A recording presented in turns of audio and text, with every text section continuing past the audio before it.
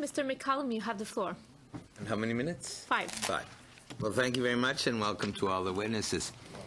In all the committees we have heard, I don't think I've heard one with a broader spectrum of opinion in general, on things in general, and yet you are unanimous that international students should be credited with their time as students in becoming citizens. I don't think the government's going to change much, if anything, on this bill, but they might change that, because you should know, if you don't already, not only is the government not giving any credit to students, but they're taking away the 50% credit that already exists, and the 50% becomes zero.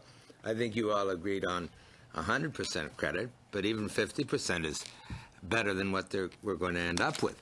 Now, I did ask the minister that question when he was here, and he said he wouldn't change it, but he hadn't heard this very broadly diverse committee be unanimous yet.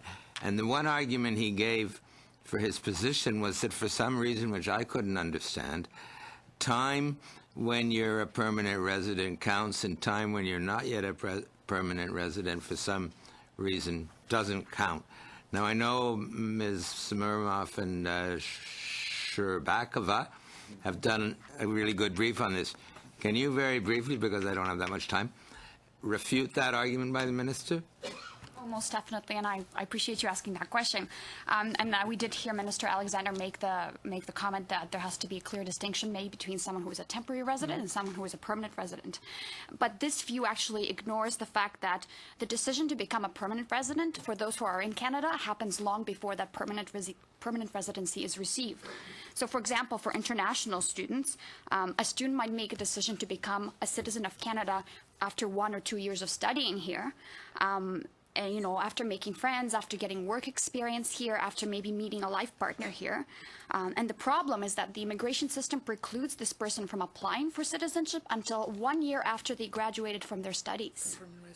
Yeah. For permanent residents, I'm sorry. So, for example, in Taisia's case, she came here in 2004, she graduated in 2009. She could only apply for permanent residence in 2010, which she received in 2012. So, I mean, there's a system that really precludes these individuals from applying for permanent residence. And during this time, they're still in Canada, they're still paying taxes, they're still owning property and doing all those Canadian things.